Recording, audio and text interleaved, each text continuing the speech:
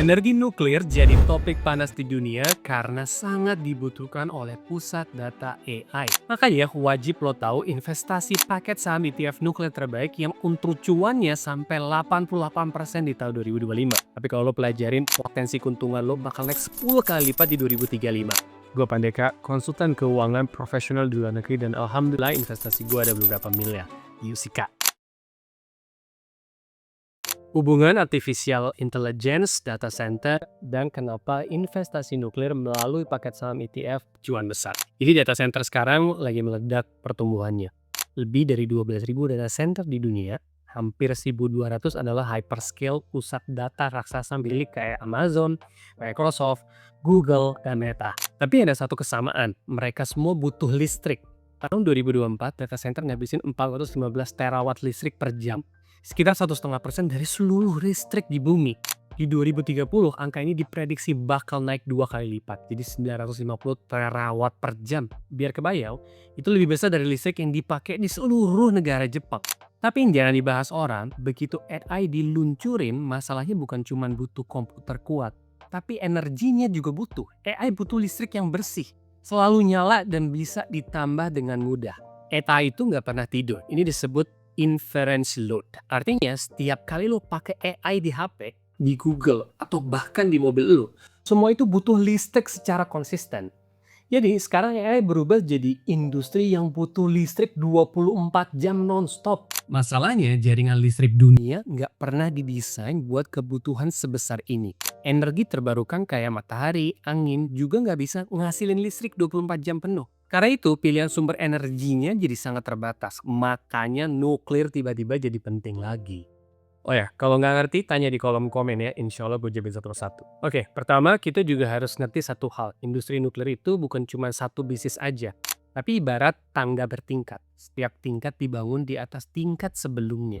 Di paling bawah ada para penambang. Mereka yang ngegali uranium dari dalam tanah. Tanpa mereka nggak ada bahan bakar, nggak ada reaktor, nggak ada listrik di jaringan. Singkatnya, nggak bakalan ngasilin apa-apa. Di atas mereka ada lapisan pengolahan bahan bakar. Nah, di sini uranium diproses jadi bahan bakar yang bisa dipakai jadi reaktor nuklir si sumber energi AI tadi.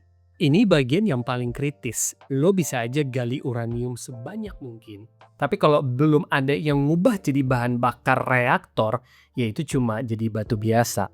Disinilah kemacetan industri nuklir sering terjadi. Nah, berikutnya kita masuk ke lapisan inovasinya. Ini perusahaan yang bikin reaktor nuklir generasi baru kayak SMR, Small Modular Reactor, Microreactor. Reaktor ini didesain supaya nuklir nggak perlu jadi proyek raksasa bernilai miliaran dolar. Tapi bisa diproduksi di pabrik. Bahkan bisa dipasang dekat data center. Lapisan ini punya potensi yang luar biasa. Tapi ini juga bagian paling berisikonya dari seluruh sistem yang ada di peredaran nuklir ini. Lanjut, di paling atas ada perusahaan utilitas listrik. Ini adalah operator pembangkit listriknya. Mereka udah jalanin reaktor nuklir besar yang ngasilin gigawatt listrik hari ini. Dan mereka juga yang tanda tangan kontrak listrik sama perusahaan besar kayak Amazon, Microsoft, Google, Meta yang bikin Facebook. Dan sinilah uangnya bener-bener ngalir. Tapi jujur aja, aksi terbesar di industri nuklir sedang terjadi saat ini.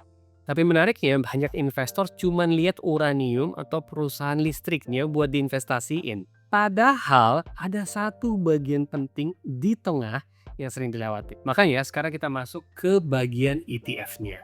Apa sih ETF? ETF itu adalah Exchange Traded Fund atau gampangnya investasi paket saham.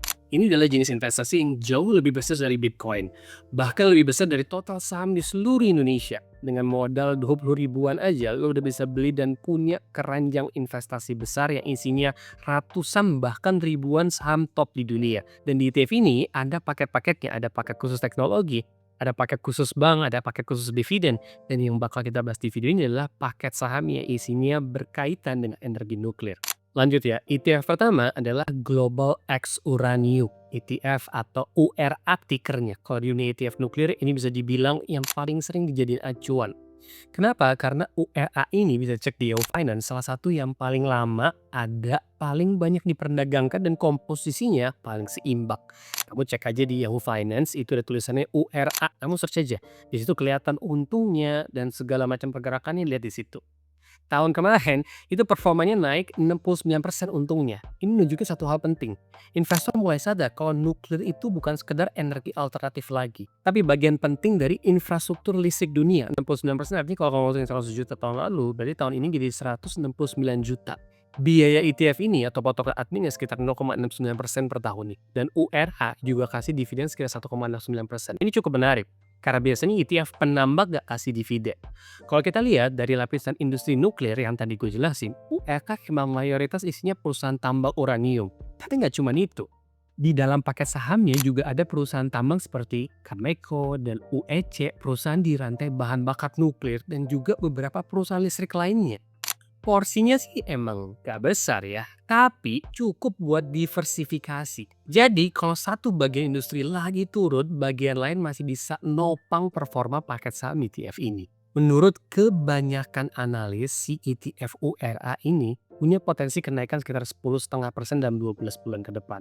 Artinya ETF ini bukan tipe yang super spekulatif, tapi juga bukan yang paling defensif. Posisinya ada di tengah-tengah. Jadi kalau lo pengen punya sumber ke industri nuklir secara luas, tapi nggak perlu beli banyak saham satu persatu, nggak perlu pusing. URA IDF bisa jadi salah satu ticker yang cukup ngewakilin semuanya. Tapi kalau URA aja masih cukup seimbang di seluruh industri nuklir, ETF paket saham berikutnya jauh lebih fokus ke satu hal, yaitu tambang uranium. ETF ini dikenal sebagai Sprott Uranium Miners, ETF atau URNM tickernya. Paket saham ini hampir seluruhnya berisi perusahaan tambang uranium. Jadi posisinya berada di tier 1 dalam lapisan industri nuklir. Di dalamnya ada perusahaan tambang uranium besar dan juga sumber langsung ke uranium melalui Sprott Physical Uranium Trust. Artinya kalau harga uranium naik, ETF ini biasanya langsung ikut naik. Lo langsung terhubung ke sisi supply uranium, bukan ke teknologi reaktor perusahaan listrik atau inovasi nuklir, tapi langsung ke bahan mentahnya. Tahun ini performanya naik sekitar 45%, dan ini memang tipikal ETF yang fokus ke perusahaan tambang. Kalau harga uranium naik, ETF ini bisa melonjak cepat. Tapi kalau sentimen pasar berubah, biasanya juga cepat tuh turunnya. Ukuran dana ETF ini lumayan gede, sekitaran 28,5 miliaran, biayanya sekitar 0,75% per tahun. Dividen yang dibagiin sekitar 2,33%. URNM biasanya cocok buat investor yang mau fokus langsung ke industri tambang uranium, tanpa campuran dari sektor lain. Oh ya, kalau nggak ngerti sekali lagi tanya di kolom komen ya, karena ini banyak bahasa-bahasa nuklir yang rada susah dimengerti. Tapi insya Allah gue jawabin satu persatu, don't worry. Oke, berikutnya adalah Junior Uranium Miners, ETF-nya URNJ. Kalau URNM tadi fokus ke perusahaan tambang yang mulai cukup besar, URNJ fokus ke perusahaan tambang yang masih di tahap awal. Biasanya disebut junior miners. Artinya perusahaan yang masih eksplorasi, masih mencari cadangan uranium, dan masih melakukan pengeboran. Di antaranya belum benar-benar produksi banget gitu. Karena itu, ETF atau paket saham investasi ini termasuk yang paling beresiko dan paling volatilitasnya paling tinggi. Tahun ini performanya juga gede sih, sekitar 45%-an. Biayanya sekitar 0,8% per tahun, dividennya sekitar 2,97% per tahun. Tapi menurut gua, ini bukan paket saham investasi ETF untuk cari dividen. ETF ini lebih cocok buat investor yang cari potensi kenaikan besar, tapi yang siap sama resiko yang lebih tinggi. Kalau sentimen uranium lagi bagus, ETF ini bisa naik cepet banget. Tapi kalau sentimennya berubah, ya bakal jatuhnya juga cukup tajam banget ke dalam. Beberapa perusahaan yang ada di ETF ini adalah Denison ya, F3 Uranium, Vision, Global Atomic. Menurut analis, potensi kenaikan ETF ini sekitar 25% dalam 12 bulan ke depan. Tapi ya sekali lagi risikonya juga lebih besar dibanding paket saham investasi ETF yang lain. Kalau dianalogikan, URA itu versi seimbang, URNM itu fokus ke tambang, nah URNJ ini ibarat akseleratornya. Potensinya besar tapi resikonya juga tinggi, naik turunnya juga dahsyat. Tapi kalau teman-teman mau dibimbing ya secara personal dan private one on one untuk berinvestasi, bahkan buat lunasin utang lo juga, atau ngerencanain pensiun kamu, dan ubah masa depan finansial lo dan keluarga lo, kalian bisa langsung klik link di perkasapandeka.com dan ketemu konsultasi, gabung komunitas gue juga dibimbing sama gue juga. Dan kalau mau join komunitas gratis saya juga bisa di kolom deskripsi. Yuk lanjut lagi. Sekarang kita pindah ke bagian paling atas dari lapisan industri nuklir, yaitu utilitas listrik. ETF ini disebut Fund Ag Uranium and Nuclear ETF atau NLR. ETF ini fokus ke perusahaan listrik yang menjalankan pembangkit nuklir. Contohnya seperti Constellation Energy, Duke Energy, Dominion Energy, perusahaan-perusahaan yang mungkin lo belum pernah dengar, tapi kalau lo search itu berkaitan banget dengan nuklir, lo bisa cek di Google juga. Nah, perusahaan-perusahaan ini nih udah punya izin operasi, udah ngejalanin reaktor nuklir, dan udah ngejual listrik ke jaringan listrik. Tahun ini NLR tuh naik sekitar 59%, mantap banget. Tapi naiknya lebih stabil dan biasanya nggak turun terlalu tajam. Nanti kalau punya 100 juta tahun lalu ya tahun ini jadi 159 juta, mantap kan? Karena perusahaan listrik dibayar buat ngejaga listrik tetap nyala. Biaya investasi ETF ini sekitar 0,56% biaya adminnya, termasuk yang cukup rendah di kategori nuklir. Dividennya kecil 0,47%. Menurut analis, potensi kenaikannya sekitar 11,6% dalam 12 bulan ke depan. Kalau perusahaan tambang adalah masa depan pasokan uranium. Makanya perusahaan utilities ini adalah nuklir yang ada di tagihan listrik lo hari ini. Tapi sebelum listrik nuklir sampai ke jaringan listrik, ada satu bagian penting di tengah rantai industri yang sering malah dilupakan. ETF terakhir itu Global X Uranium and Nuclear ETF atau NUKZ. ETF ini menarik karena posisinya di tengah lapisan industri nuklir. Di antara perusahaan tambang dan perusahaan utilitas listrik, ETF ini fokus pada Tier 2 dan Tier 3. Tier 2 adalah rantai bahan bakar nuklir. Disinilah uranium diubah menjadi bahan bakar yang bisa dipakai reaktor.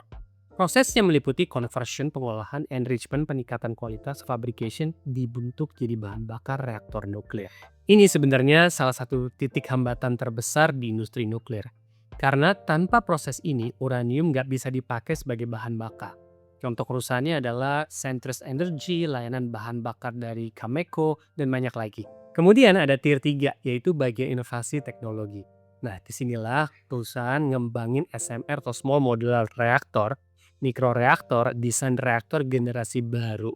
Contohnya seperti NuScale, BWX Technologies, X Energy, dan banyak lagi. Tujuan mereka adalah membuat reaktor nuklir lebih kecil dan lebih fleksibel, supaya bisa dipasang di pabrik. Kota kecil gitulah misalnya ya. Bahkan dekat sama data center artificial intelligence. Tahun ini investasi ETF NUKZ itu naik sekitar 60%, biaya sekuritasnya sekitar 0,85%. Menurut analisis potensi kenaikan sekitar 9,5% dan 12 bulan ke depan. Kenapa analis cukup konservatif? Karena sektor ini sangat dipengaruhi oleh regulasi pemerintah di luar negeri. Rantai pasokannya gimana, waktu pembangunan yang panjang, semua itu bisa memakan waktu yang lama. Tapi kalau lo masih bingung, sekarang kita ringkas semuanya nih ya. Nah, kalau kita lihat dari nuclear stack ini, URA exposure industri, nuklir secara luas. URNM fokus ke perusahaan tambang uranium. URNJ eksplorasi tambang tahap awal. NLR ini investasi dia perusahaan listrik nuklir. NUKZ bahan bakar dan inovasi teknologi reaktor. Setiap ETF ini, paket investasi saham ini, mewakili bagian berbeda dari industri nuklir. Tapi intinya semua saling terhubung. Tanpa bahan bakar nuklir, reaktor nggak bisa jalan. Tanpa inovasi teknologi, nuklir sulit berkembang cepat. Tanpa semua itu, nuklir nggak akan mampu mendukung kebutuhan energi AI. Nah, cara gue investasi di sektor nuklir sebenarnya cukup sederhana banget. Gue nggak coba nebak-nebak saham mana yang bakal naik duluan. Tapi sebaliknya, gue cuma pahami bagian mana dari industri nuklir yang emang sedang berkembang. Karena industri ini ada beberapa layer. Tambang uranium, pengolahan bahan bakar, teknologi reaktor, dan perusahaan listrik. Masing-masing bergerak karena alasan yang berbeda-beda. Mereka juga nggak selalu naik di waktu yang sama. Kalau kita lihat semua ETF yang tadi, sebenarnya nggak ada yang benar-benar mencakup seluruh lapisan industri nuklir secara sempurna. Tapi itu nggak masalah. URA kasih exposure luas, URNM fokus ke tambang uranium, URNJ fokus ke eksplorasi masa depan, NLR memberikan cash flow stabil dari listrik, NUKZ fokus ke teknologi dan bahan bakar nuklir. Jadi menurut gue pelajaran utamanya bukan sekedar mencari satu ETF terbaik, tapi paham gimana seluruh industri nuklir ini bekerja.